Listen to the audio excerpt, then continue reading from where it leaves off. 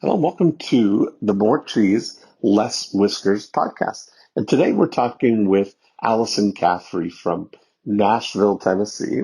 And we're talking about something that is very, very pivotal to growth in your business. We also find a lot of times people who are hitting their stride.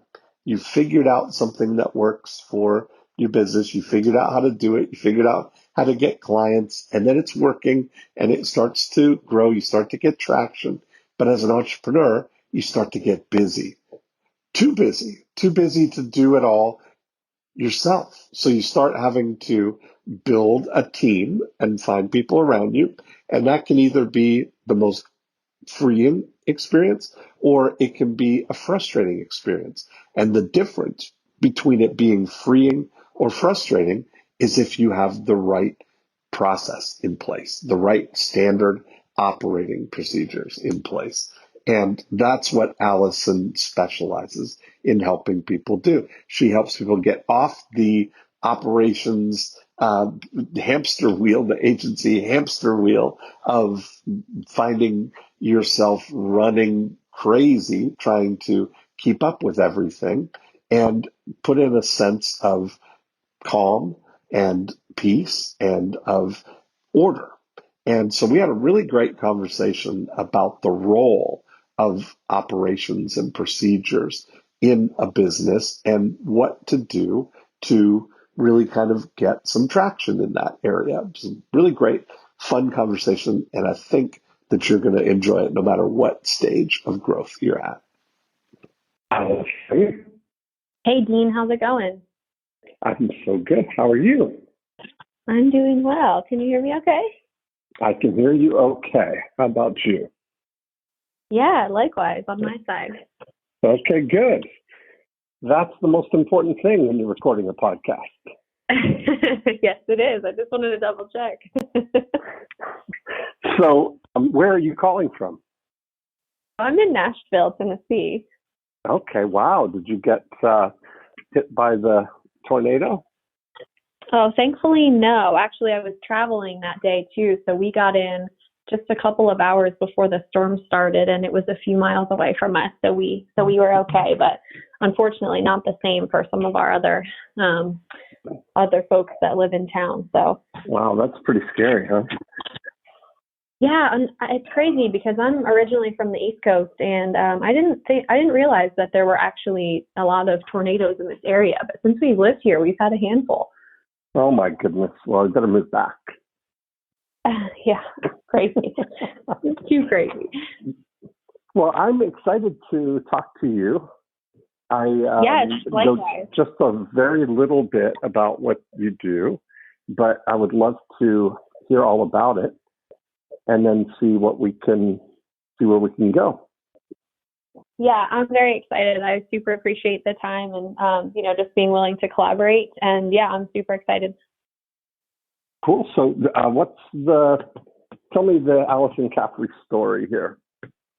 Yeah, so super high level. I was an ops manager at a PR and marketing company. And basically what ended up happening is I was moving and we had like a really natural parting. And then once I was kind of finished with that company, I got approached by a bunch of folks in a freelancing capacity to be like, hey, will you do for me what you did for him? And I was like, yeah, totally. Mm-hmm. So I started freelancing and kind of fell into entrepreneurship and founded Operations Agency about 2.5 years ago. And since then, basically what we've been doing is helping agency service providers and coaches structure their businesses at that kind of inflection point, ideally right before they've hit 1 million but are on their way to 1 million, just to kind of make their lives a lot easier, make scale a lot, less difficult, and just kind of retain key team members, like really effective team members. So that's what I've been doing for the past couple of years. I'm at the point right now where, I've got a good team. I've got some great infrastructure on my end for my business, and I'm really looking for, that scalable offer. I think I've got it down, but at this point, my biggest kind of issue, I think, is just the marketing side of things. I think my business could use some Dean Jackson marketing juju, and so I applied for the podcast. I'm very excited, to kind of dive in there. Well, that's awesome. So, tell me about the business of what you do and how you help people and how you work with people and outcomes, kind of thing. Totally. So our main offer is called Operation Simplified. It's a 90-day program.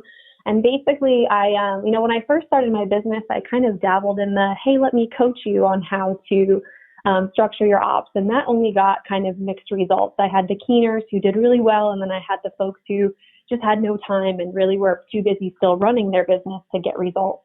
And so I shifted to the 90-day program where my team, we do everything. The first thing we do is identify key needs for structure, so SOPs, new workflows, new pieces of tech. Then we implement those things. And then after that, we create some operating elements for just operational transparency. So things like team scorecards and KPIs for team members, clear job descriptions, clear lanes. And then that way, what we can do is if they have team members that are, there and able to get amazing results, we can, really empower them to rise up. And if we don't have team members in there yet, what we do is we can create really great job descriptions for future roles so that when they have the budget or when it makes sense for them, they feel ready to kind of take that next step. Yeah, it's really interesting because so it sounds like you're working with people at a level where they've already got employees, they've already got people, and everybody is kind of, a lot of times when people do their first layer of hiring, what I find is that they kind of look for and maybe luckily find extraordinary people who are able to take something and put it into a process. But then the big frustration comes if they don't have any depth. So if that person leaves, now they've got to reinvent or figure out how to do stuff. And I would say to people, it'd be better for them to invest time in documenting the process as their first step before hiring somebody to do it, or working with that person to document the process. Yeah, really. You hit the nail on the head there. That's like exactly what we recommend in terms of the strategy, in terms of the actual order of things that we, just tell our clients, hey, listen, the process will always be yours. The team member might not always be yours, right? Right, exactly. Because that way, at least you know now how you want that done. It's your fingerprint on it. That exactly. This is the way we do it here. I thought, it's funny. This took like a lot of time to figure out through trial and error. So I'm talking about lessons that I've learned now from observation, that a lot of times people will hire one person as an assistant for their stuff to take some of the workload off. And the big distinction that I learned about people is project based people versus process based people. And what I found is that if you hire one person, odds are they're either the kind of person that loves to create order out of chaos, you give them something, they want to organize it, they want to create a process, they want to document how everything gets done. But then as soon as they're done with that, they don't want to do it anymore. Or you hire a person who is a process-oriented person, and they want to follow a process. And if you don't have one, then they're looking to you, constant questions, to get your idea of what the process is. And that's frustrating for the entrepreneur, because then it gets to where they say, oh, I'll just do it myself. It's just easier. Too many questions, Oh, yeah. So yeah, so getting the right people. Do you do any sort of, do you use the Colby or uh, Myers-Briggs or any of the um, strength finders, any of the instruments to find the right You people? know, we only very kind of mildly come in and help our clients find the next Okay. person. Yeah. And truthfully, it's up to the client. So some clients might like, Colby, and some clients might like Myers-Briggs, or, Yeah. the different types of ones out there. But I find that it's the most important to, almost exactly what you said, distinguish the process creators from the process maintainers, Yeah. and really take a look at what exactly their KPIs are first. We run a kind of unpopular hiring process where we take a look at just the first 30 days. So I typically, if someone comes in and our process is clear and our KPIs are clear, I'm happy to give them 30 days of time in the business, at least on my side of things. And to me, it's really, really clear in the first 30 days whether they're going to make it or not. And Right. to me, I tell my clients the same thing. I said, hey, listen, if process really just builds clarity and comfortability. And so I'm comfortable inviting someone to come into the business and say, hey, look, run this process, or hey, create this process for me. And if they don't, then really no harm, no foul, right? I've just spent, just a little bit of money and a little bit of time with this. But for someone who doesn't have a process, that could be a little bit more daunting for them. I know a lot of folks and a lot of clients that come to me, they're just petrified to hire. And I think we use things like Colby and Myers-Briggs as kind of stand-ins to kind of shortcut the process a little bit. But really, I think the only thing that tells us whether someone is going to make it in our business is first the KPIs, like are they hitting what we're expecting them to hit? And then second is obviously time. You just need time. Yeah, you can't tell intelligence, both,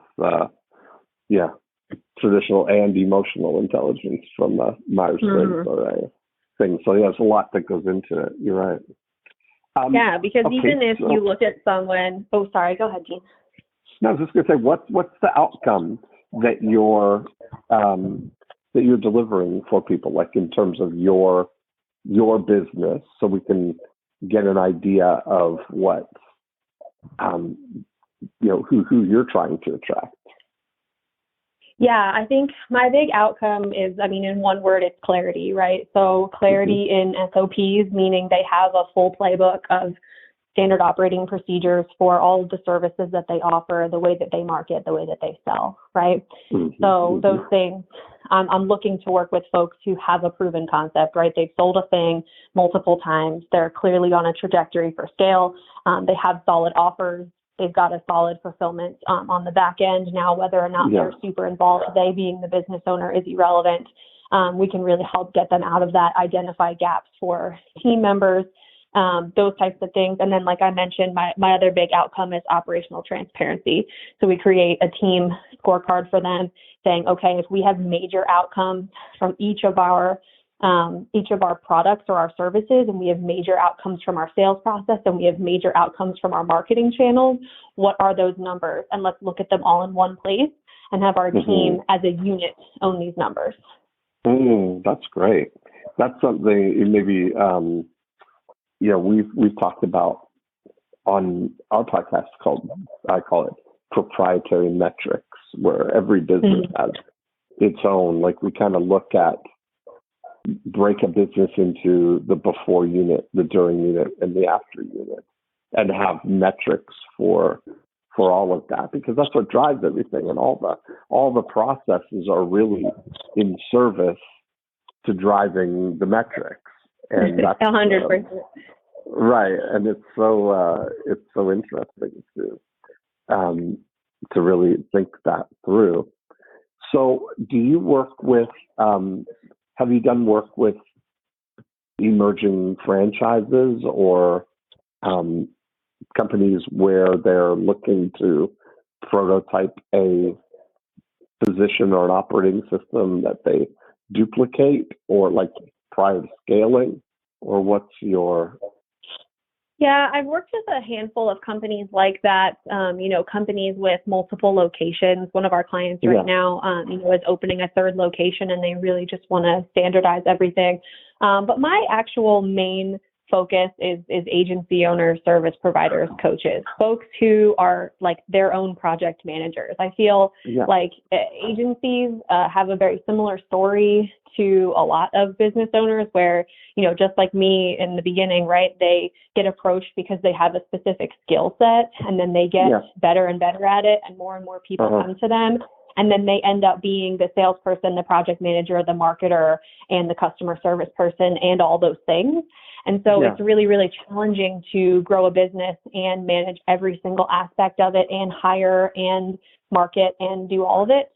So it's my thought that if that person were to just kind of step back and hang out with me for a little bit, we can say, okay, how does this work? And what can we put in place to really help kind of, make sure we can get above the business instead of stay in it. Okay.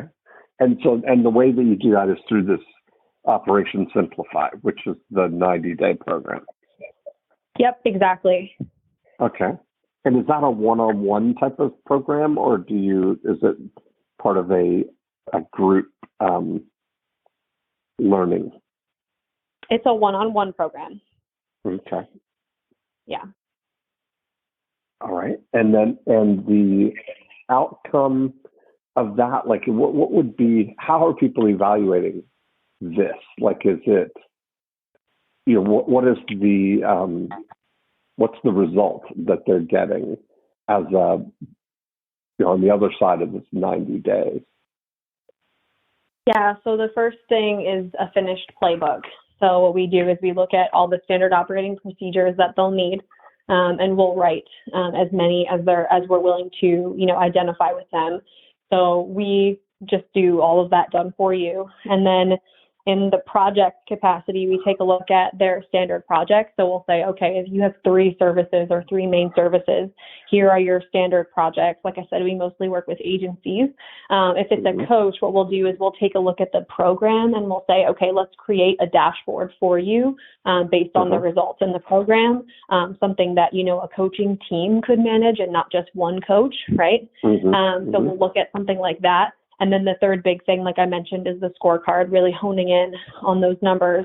So if we're running our SOPs correctly and we're hitting projects on time or we're managing the dashboard correctly, what numbers should we be seeing?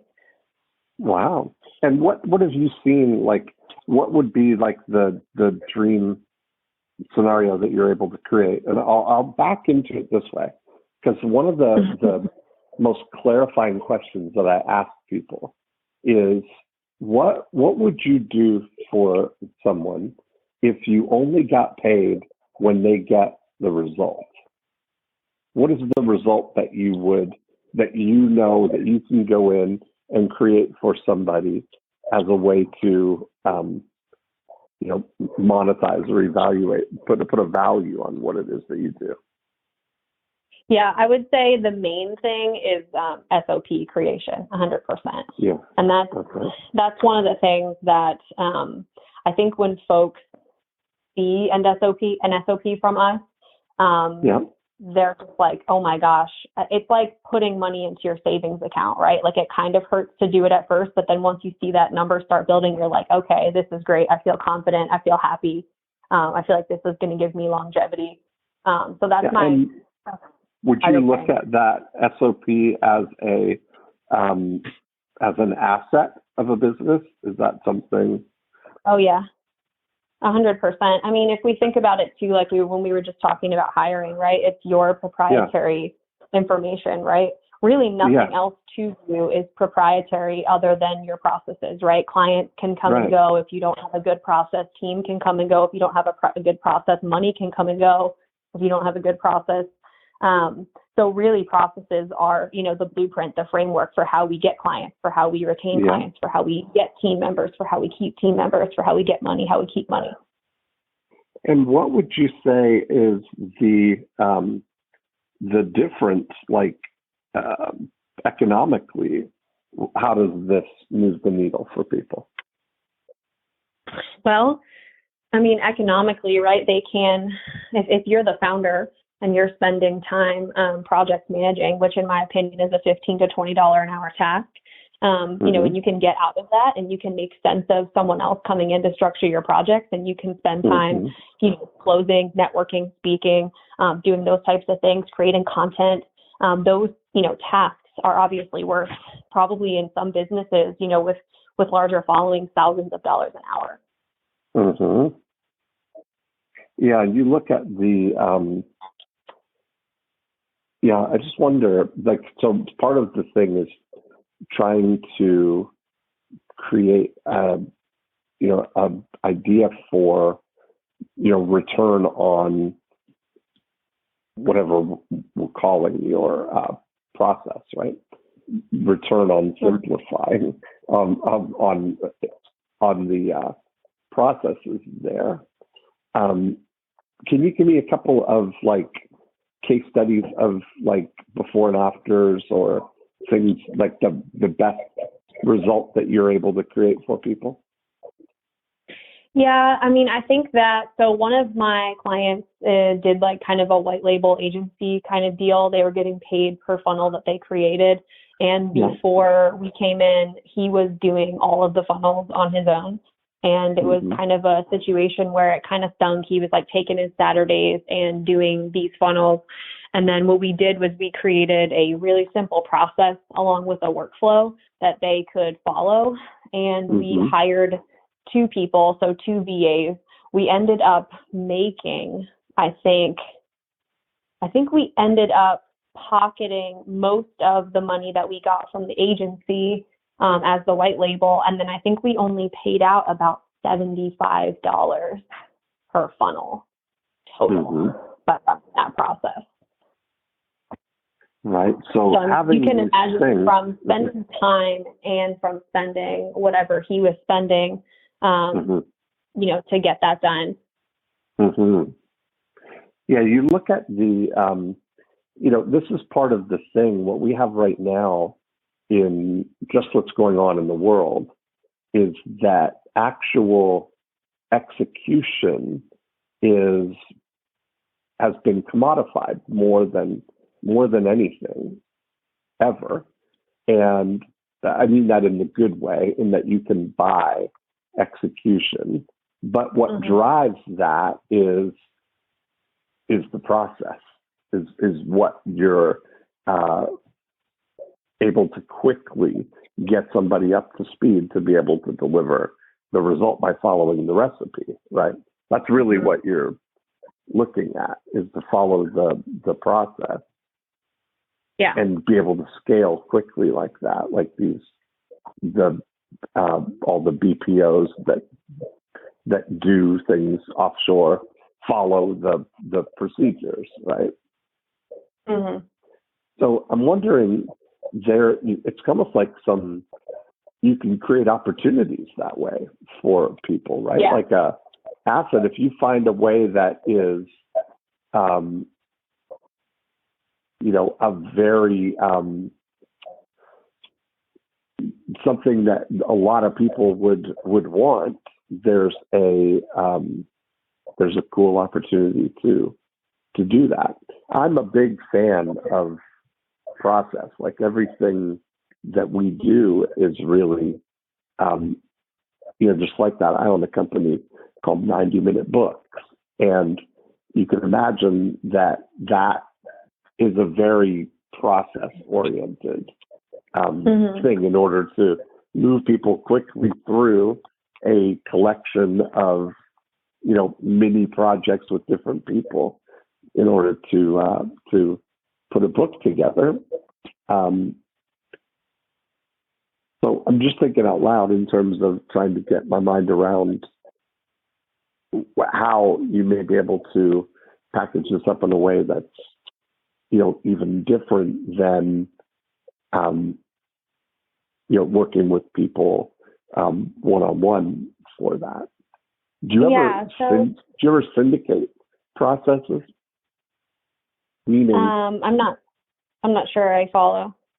Okay, so one of the things, I do a lot of work with real estate agents. We have, real estate agents all over the world. We have one program, for instance, called Getting Listings, which is a whole turnkey procedure that people can follow to send this postcard, send and then follow this process, send this package to people, and then a monthly newsletter, and we've got the whole process mapped out for people, that if they just execute it, that they end up getting listings. And we also offer it in a way that we can do it for them, right? Where they just say, this is where I want to get the listing. And we can do, because we have the process of it, everything for them. We call it our easy button program.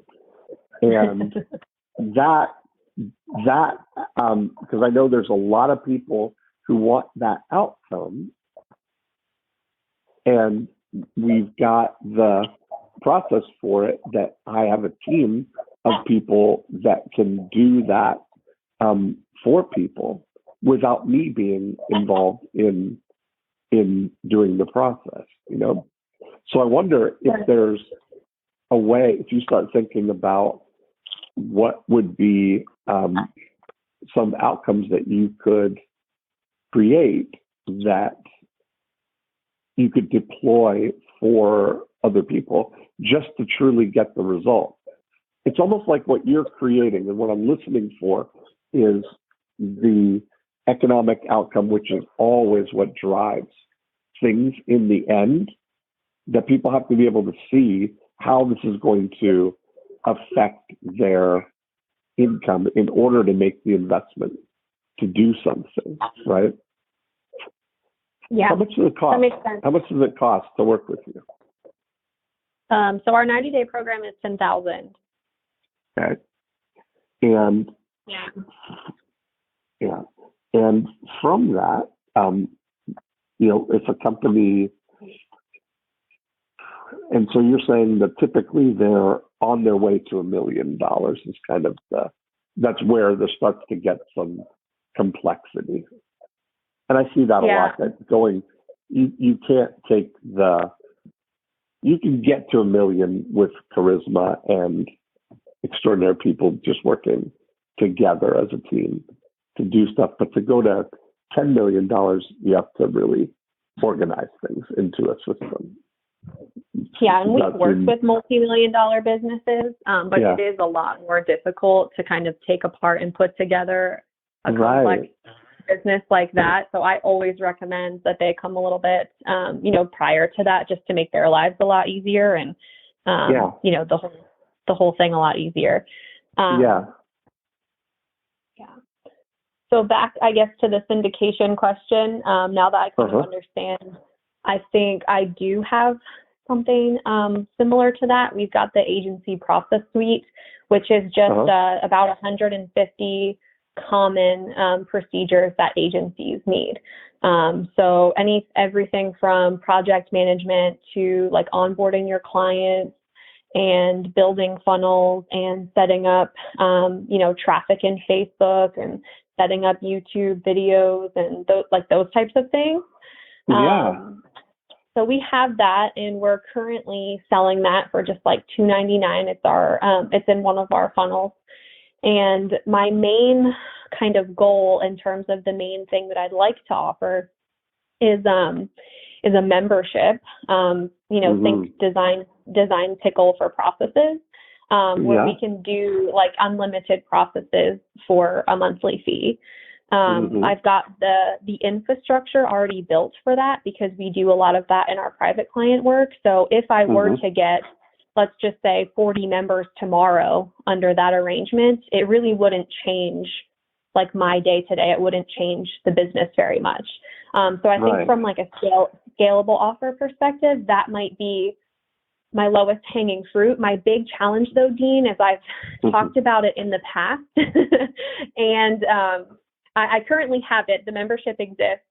I've talked about it in the past, and I think there's just a big gap in me talking about it to someone saying, whoa, I totally get this. and this is amazing. But everyone who's on the other side, who's received a process from us in the membership or as a private client, they look at the first one or the second one and they say, oh my gosh, I can't believe I didn't do this sooner. So I think that's my challenge, is that. And I think when I tell someone. How much is the membership?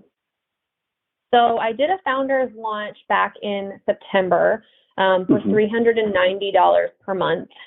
And now it's $500 per month. But if I'm being totally honest, I haven't sold any additional since the founder's launch. It hasn't been a total focus, which I'd like to change. And B, I just have, again, I have this big gap about how to talk about it, how to market it, what they might need to know before they decide to take action with me. Because, I mean, I'll be honest, I know design pickle for processes doesn't exactly sound the sexiest in the world. Right. Especially even if you do know what design pickle is, it's still, even that's hard to describe for people. But, I wonder if this will be helpful, is that there's a couple of things that I'm really seeing going on. Like, in the last, year, we've seen some pretty amazing things. And one of those is that Kylie Jenner became a billionaire. And all right. And I think that that's pretty amazing in that she doesn't actually do any of the stuff, right? Like when you look at what goes into that, she just sold 51% of her company to Coty for $600 million. And that was so now she still owns 49%. That's worth the other $600 million. But she has really outsourced, or not outsourced, but collaboratively partnered with people to do all the other elements of it. Like, so if you look at the modular pieces of what you have to figure out for a business, like what you just described about design pickle is like design as a service, right? A module that you can plug into your capability suite, right? So let's just look at what Kylie has done is the components of having a cosmetics company. She's got you have to actually make the cosmetics and package it and do all of that stuff. And to do that, she partners with a company called Seed Labs, which make a lot of the makeup in the market right now, including ColourPop, which is their own brand that they put out. And I found a video that was a tour of the ColourPop factory, which is also where they make the Kylie Jenner stuff. But it's 200,000 square feet, and they do every single element of the whole process under one roof, meaning from formulations, from experimenting, from making all the individual components, manufacturing the makeup, compiling everything, packaging it, fulfilling it, taking all the orders, doing everything under one roof. And then Kylie has a team of 7 people. That's it. She's got 7 employees. And if you look at, there's also a Kylie Jenner office tour, and the contrast of the two is just ridiculous. I mean, Kylie's, cavernous art studio office, basically, with her fur rolling chairs at their big conference table is where they go to, come up with the ideas for what they're going to do. But then every bit of the process is handled by the by Seed Labs. Now the business side is another module that's run by her mother's company, right? So Kris Jenner's company does all the business management of it, from all the accounting and the administration and the bookkeeping and all of that stuff. Mm-hmm. Now, when you start to look at that, that's a real thing that's available to anybody right now, right? Is this capability that you can tap into. And so what I see that you're doing right now is, it sounds like you're taking an individual business, you're doing original work for them, and at the end of it, they get their $10,000 Operation Simplify playbook that is all of their processes, and then they go on, and then you get another client and do the same thing, but it's original work, right? Mm-hmm. Yeah, exactly. Yeah. So you're going to, at some point, run into your own scalability issue, because you're doing one-off work. You're doing marginal work, meaning there's no leverage in that. Mm-hmm. In order for you to grow with that current model, you have to get, 10 people to pay you $10,000, and you have to do 10 individual units of work. That's why I like this idea of, if you've already solved a problem, like some of these agency things that you're talking about, what are some of the, tell me about this $299 product that you have. Yeah, so it's basically all of the common SOPs that we've seen agencies need. So we basically break it down from onboarding, fulfillment, and maintenance. So onboarding, meaning what happens when you get a client. A lot of agencies freak out when they get a new client because there's 50 steps to do to onboard someone. So we talk through like setting up their project, getting all of their, documents signed, what they should be sending out to folks, how to communicate scope of project with your team. Then we obviously talk through the fulfillment stuff. So building funnels, building web pages, setting up Facebook pages, those types of things, putting up YouTube videos, and then the maintenance stuff, which may or may not include traffic. We do talk a lot about how to set up specific traffic avenues. Just from a basic perspective, because it's my opinion that even if they know how to do it from a basic perspective, they could have someone else on their team do it, and not them. Ideally, they can get that result immediately. So they can access that. Like I said, it's 150 about now and growing. We add new ones every time someone asks. Every time someone's like, hey, do you have something about Kartra? We're like, oh, we've never used Kartra, but let's go get familiar and then we can write one. Yeah. Okay, great. And that's all. So this is that $299 a one-time thing? Yeah. Yep, it's one time. Just for a library. Yeah. Mm-hmm. So I wonder now, if there was a way, like I look at that as a capability that you have, right? That you've created those things. Now, if you were to take that to the next level and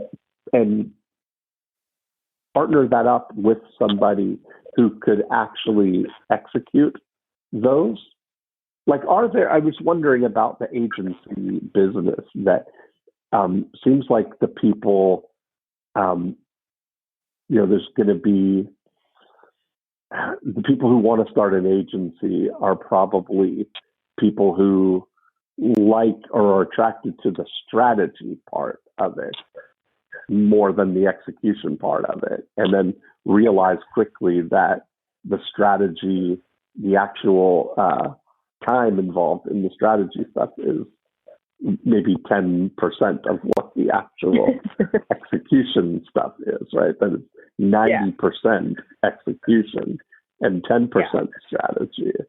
And so they have to, I find that in most agency models, that the end user is as kind of underpaying for the strategy and overpaying for execution because it's blended in one thing.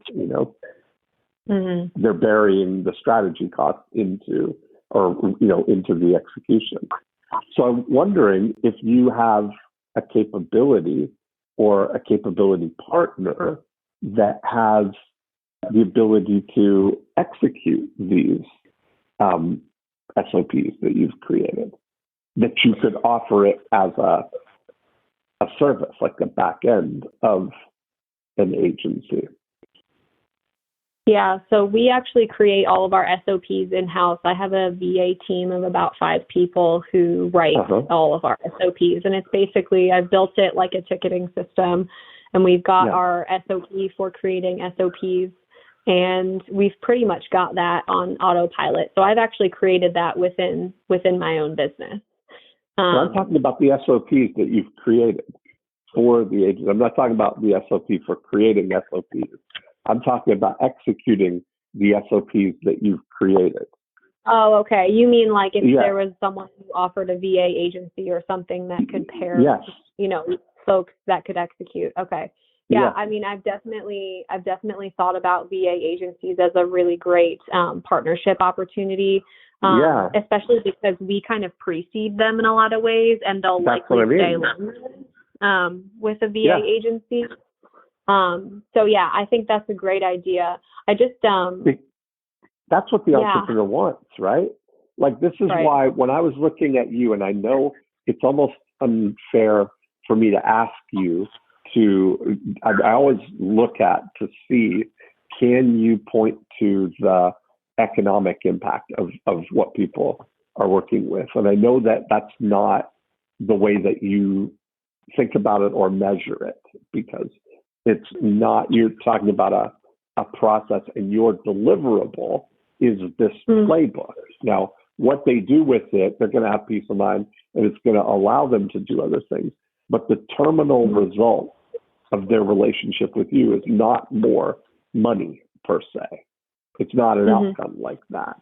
But in order for them to engage you, the entrepreneur ultimately has to believe that an engagement with you and the outcome that you're going to create is then going to free them up to move forward to have an economic impact of it, right? That now with this new capability that you've helped them create, that they'll be able to recoup that investment through efficiency or multiply the investment through scaling easier.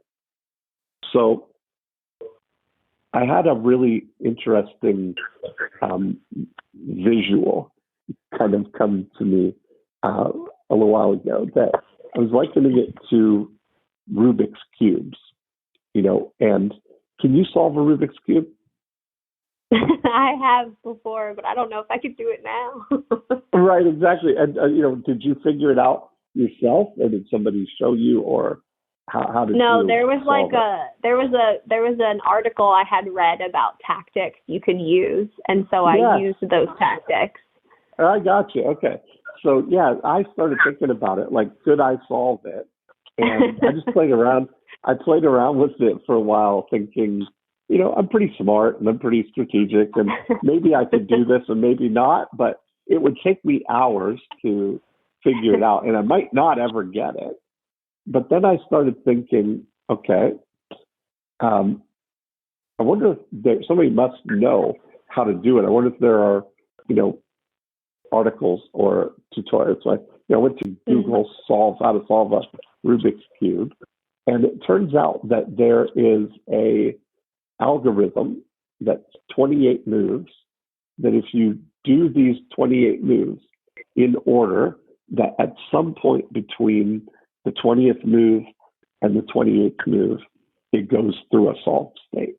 So as long as you know these 28 moves, you can just do it and solve the Rubik's Cube. So it would take a while through even trial and error of, learning to do the moves before you got it, but you would get it.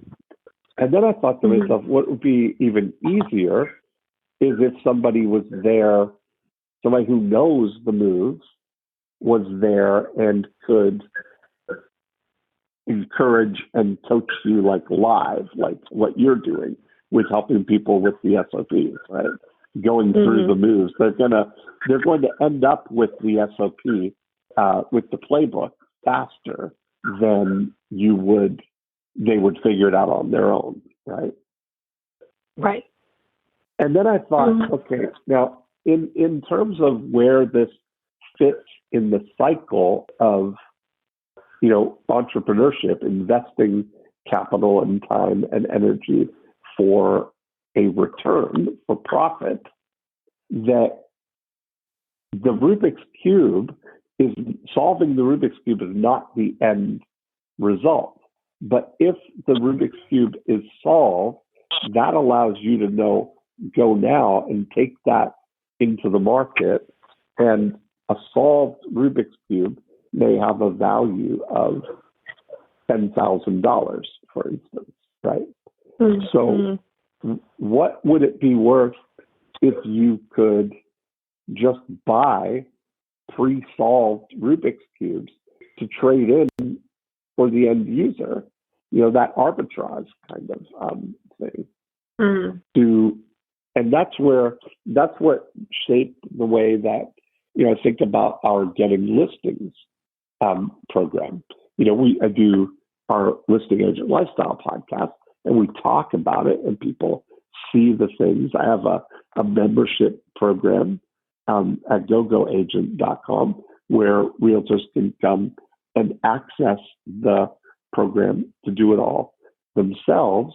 But then we also have the easy button where somebody can pay us to just do it for them and just take the phone calls when somebody calls to say, can you come and list our house, right? And so I start thinking about where the value is. Why am I not just executing the Getting Listings program and selling the listings to the real estate agents? That's our latest thought on this now, And so I think about the agency stuff. Seems like that's the thing you've figured out the most, is if you take those things, what would be the most valuable SOPs that you have? Like, what is if you look all the way down now, the retail value, like a funnel, for instance, or the way you were describing that, you've got an SOP for delivering a funnel that maybe costs $75, right? Yeah, and I mean, truthfully, some of the funnels that we have SOPs for are really detailed. So some agencies charge a couple grand for them. You know what I mean? If they're charging at retail. So if this is a person who is, let's just say, not a marketing agency, they're an entrepreneur who wants to really dial in the marketing hand of their business, they can come in, get this playbook and say, wow, okay, now I know how to set up all my online assets. Yeah. And it's an interesting, when you look at where do you want to go with this? Like, what do you see as the end result for you? What is your hope for this? Honestly, Dean, for the business, I like my business right now. I think that a lot of people can't say that. I really like who I work with. I like what I'm involved in. I like my team a lot. And I've always thought that the main thing I really want to do is I want people to like their businesses. That's what I want. Yeah. I just want someone to start something that they feel really called to do and feel like it complements their life and not takes from it. And so mostly what I've done in the past couple of years is I've really resonated with agency owners, because again, it's really hard for them to get out of the project management of their business. I've worked with a lot of like family men, dads who open up agencies who are trying to provide for their families and change their family's life, but they kind of get sucked in and things get a little out of control. So I just feel called to work with those people because I think that ultimately they have probably the most impact on their family firsthand, right? They can change a lot of things about their life, about their family, about their clients' lives. Think about how much traffic agencies bring to businesses, how much they could change a business. And so if they just got that bottled up and really codified to where they could repeat it and rinse and repeat those results, then everyone's life could be different. So that's where I feel like where I feel like I would love to serve that market the most. Have I worked with coaches? Yes. Do I love working with coaches? Absolutely. And I definitely can help them and get a great result for them. But to me, I also work with coaches who are family people who want to really create impact, to just spend more time with their families. That's really, I think, the time, the unmeasurable monetary aspect of time to me is just amazing if I can get someone that back. Yeah, that's so funny. I mean, we, on our listing agent lifestyle philosophy with those that we're basically showing real estate agents how to build a listing centric business and still have an amazing lifestyle. And the three elements that we balance are daily joy, abundant time, and financial peace. And having those three in harmony is really, that's the foundation of it all. And that's what sounds like what you're helping people do. SOPs are definitely a foundational piece of being able to get that abundant time and daily joy, Yeah. And just not to feel like a slave to their business, right? Where you wake up and you're like, oh, I have to do these 800 things, where instead you wake up and you say, well, I get to do this today, right? Just like that simple. Right. What are the things that you really love? Yeah, I hope I'm giving that to my clients. I've hoped and really done a lot of work to be able to just deliver that. So that's I guess in terms of growth for the business, I would also like to have that for me. I think for opportunities wise, I'm in a situation again where I've been able to create a great business, and I just see opportunity to be able to do even more with what we have in place already. So. Well, let's brainstorm some ways so the marketing side of you just need want more people to work with. That would be a good outcome for you. You've got capacity to work with more people. Yeah, most definitely. I think especially, like I said, in the membership or obviously with these agency process suites, just being able to show folks, I think, before they take the leap and make a big investment, right, that even just maybe a handful of processes could change their business, right? So even if they're not ready to take this big leap and really reorganize everything, maybe if it's just one key process, maybe they could, spend Saturdays with their family again, or maybe they could make an extra $10K a month, or, whatever it looks like for them. So how do you find people right now? How does your before unit work? What are you doing to get new prospects? Yeah, so right now I run a traditional webinar funnel. For the most part, it's a training on the agency hamster wheel, basically how agencies stay at six figures and they can't get to seven. And it's mostly, through structure. So it's a great training. I've ran a webinar funnel for the past couple of years, and it's worked pretty well. I also have a pretty solid referral stream. My clients refer a lot of business to me. So that's the main way that I get like my 10K clients.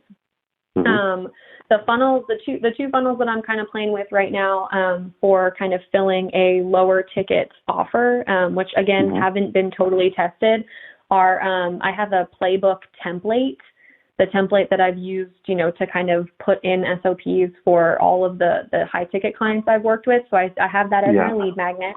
And then I'm thinking that my secondary thing is the process suite, right? So I say, hey, listen, here's the template, but if you want SOPs today to get started to move forward, here's the agency process suite.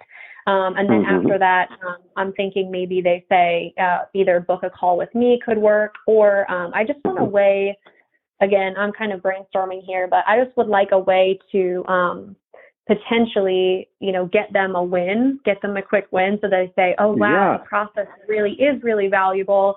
So then that way, when we have a conversation about the membership, potentially, if that's how we plan to sell that is over the phone, then we can say, hey, look, this is really valuable if, you have proprietary processes, because to me, the agency process suite is a great, great tool. However, it's not proprietary. So for example, if you have a 9-step funnel and I'm showing you how to create 5 of those 9 steps, then to me, it only gets you right so far in the process. We need to make sure that that's proprietary to you. So if they were in the membership, they would say, hey, listen, Al, here's how this works. This is my funnel process. And then we would write one that's proprietary for them. And let's compare the two for a second. How much does it cost you to generate leads for the webinar funnel? Between $20 and $30, depending on the quarter. Okay. So $20 and $30 per lead for the webinar funnel. And, it's an interesting progression then, because then it falls into, not everybody's going to come or complete the webinar. And then, so do you go from webinar to strategy session, and then falling into the thing? And how does it cost? How much does it end up costing per for a new client using that model or that method? Per client cost is about $1,000 at the highest. We typically spend about $250 to $500 a call, which I know it doubles. That's a lot. It does double sometime depending on the quarter. But truthfully, again, because it's a higher ticket offer, I usually, I'm totally fine with those numbers. Okay. And so one of the things, have you ever experimented with a book in terms I haven't. Because I can tell you what will happen is that you could probably get the cost per lead down by a 10th. Like we're seeing across the board to be able to get book leads for, $2 to $3 per lead. And then that changes the economics of it, because you're saying, and I think that the people who are the, proponents of a webinar funnel will say, yeah, but you get a more serious prospect, right? And that's what we're saying, is that you get a closer prospect right now who's not,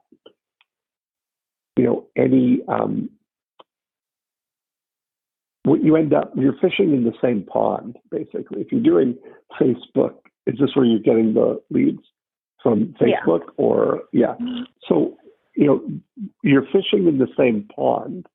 And what we want to do is, with a book funnel, is get people off of Facebook into an email dialogue with you, right? Where you can now create an asset of the same number of things. So let's say that for $20, you're able to generate, one lead, but with the same ad spend to the same audience, you're able to generate, let's even just call it $5 leads. So you're able to get 4 times more, 4 times or 5 times more people, and build a relationship with them over a longer period of time too, without sacrificing the immediate people, because the people who would come to the webinar and you would show them the webinar immediately after they opt in for the book are a subset. They're just de facto a subset of the people who would be attracted to get the information as a book, Yeah, 100%. As long as you've got the title right now, this way. No, I mean, if you've got the title of the book right, and somebody downloads a book called, whatever what do you call the webinar that people are signing up for? The six-figure agency hamster wheel. Okay, so there we go. So if we had a book called The Six-Figure Agency Hamster Wheel, or How to Get Off the Six-Figure Agency Hamster Wheel, that is a resonant tone, right? That's something that somebody who, they know what that means. They realize, wait a minute, every time I do a new client, I have to get a new one and another one and another one. And it's not, there's no leverage in this, right? So that, anybody who would be attracted to the webinar would also be attracted to the book. Are you considering, sorry, go ahead. Yeah. So that way, instead, for the same, $1,000 ad spend, you would get if you say $20 leads, you would have 50 webinar leads, right, for $1,000. Or you could have 250 book leads, of which the 50 people who would have come on the webinar are a subset. So you didn't miss out on them. Those 50 people are still there. And if you don't change anything from the moment that they opt in to the same, you still get those 50, and everything else should still play out exactly the same way. But you also get the 200 people that you could nurture for the next 6, 12, 24 months. And at every different time interval, people will be jumping out of that to start work with you. Right. And are you thinking that this book is an ebook or a physical book? Like, would it be a free plus shipping funnel, or would it be? What are you thinking? But it doesn't matter. I don't make a distinction. Like, we do physical books. We do physical books, but I don't. But we still call it a book, and we deliver it as an ebook. And the reality is, it doesn't matter. The reason we do 90-minute books is that it's once somebody asks for the book, it's done its job. And the odds of somebody reading the book are very low no matter what. Whether they pay for it, whether it's a physical book, or whether it's an ebook, the odds are very low that people are going to read anything. And what's more important is that we get them in this dialogue, Right. Yeah, that makes total sense. Yeah.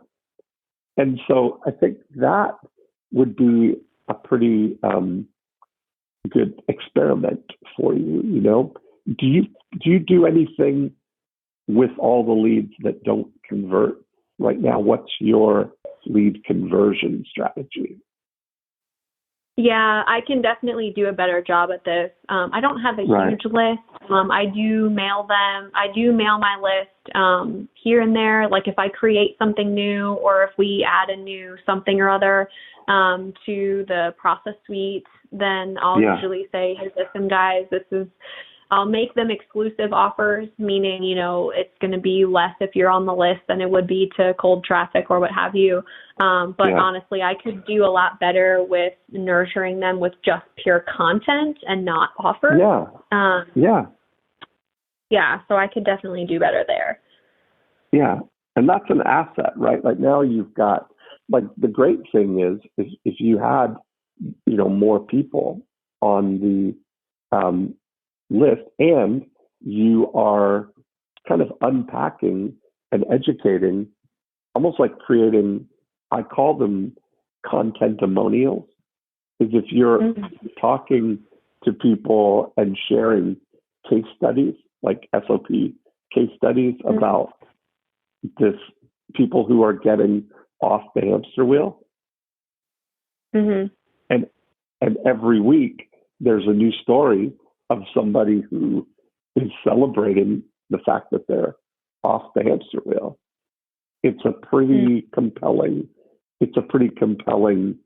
thing. Yeah, that's a great idea. Yeah. And it could just be a simple email, one person a week. I think that's a great idea. Yeah. And I think that might be a really good opportunity for you for that element of it. But I really think that the big opportunity for you is thinking almost like your capability as an asset to invest in pairing it with other opportunities, with other businesses that can execute things and serving the end users kind of thing. Instead of being you're selling a process in the line, right? Like what you're helping people with is 2, 3, 4 steps removed from where it actually makes an economic impact, where they get the ROI. Yeah, that makes total sense to me. I think that's great. I like being the before factor of a VA relationship. I think that would make a huge difference for folks. It would make a huge difference for VA companies too, because they would probably see people sticking around a little longer. I think that's the thing, right? Like if that's right. And that's part of the thing is I've often found like it's sometimes it's way less expensive to get a result for somebody than it is to convince them to give you money to get the result for them. Yeah, totally. It is. Totally. I mean, that's just the truth, because the part of the thing is you have to spend so much time educating somebody how to do something that literally it would be easier to just deploy your SOPs through a VA to actually just do it for them. Yeah, it totally would be. And a ton of cases for sure. I think too that, I mean, operators and entrepreneurs don't always speak the same language either. So sometimes it's really difficult to give, an entrepreneur a process and then have them know exactly what to do with it. Sometimes it's really beneficial for them to have us take it straight to the team member and say, hey, this is how this works. And they get it immediately. Yeah. Amazing. Well, I'm happy to have been able to meet you and spend some time getting to know what you're up to here. Yeah, likewise. I super appreciate the time and just dedication to helping me think through some of this stuff. And I also appreciate the hard questions you asked. It definitely made me think about my strategy and what, 2020 looks like for me moving forward. Yeah, that's great. You're doing good stuff. So I don't think I'm going to stay in contact and we'll get to know each other. Be great. Yeah. Likewise, I'd really like that and appreciate that. Thanks again for having me on. I really enjoyed this opportunity. You are very welcome. Keep me posted because I definitely want to see how this all unfolds. I'm sorry?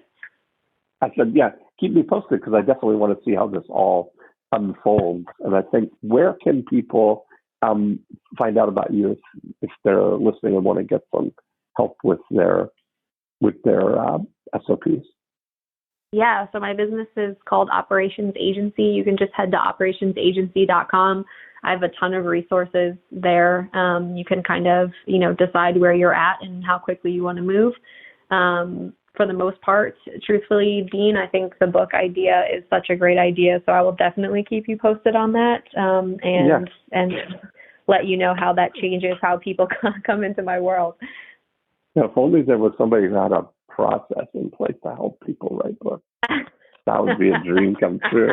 If they put it together in a SOP at a company called 90-Minute Books, that would be a dream come true. I suddenly know how I'm going to spend my afternoon. That's so funny. Okay. Have a great day. All right. Thanks, Dean. You too. Appreciate being on. Thanks, Alyson. Bye-bye. All right. Bye-bye. And there we have it. Another great episode. Thanks for listening in. If you want to continue the conversation, we'll go deeper in how the 8 profit activators can apply to your business. 2 things you can do. Right now, you can go to morecheeselesswhiskers.com and you can download a copy of the More Cheese Less Whiskers book. And you can listen to the back episodes, of course, if you're just listening here on iTunes. Secondly, the thing that we talk about in applying all of the 8 profit activators are part of the breakthrough DNA process. And you can download a book and a scorecard and watch a video all about the 8 profit activators at breakthroughdna.com. And that's a great place to start the journey in applying this scientific approach to growing your business. That's really the way we think about Breakthrough DNA as an operating system that you can overlay on your existing business and immediately look for insights there. So that's it for this week. Have a great week, and we will be back next time with another episode of More Cheese, Less Whiskers.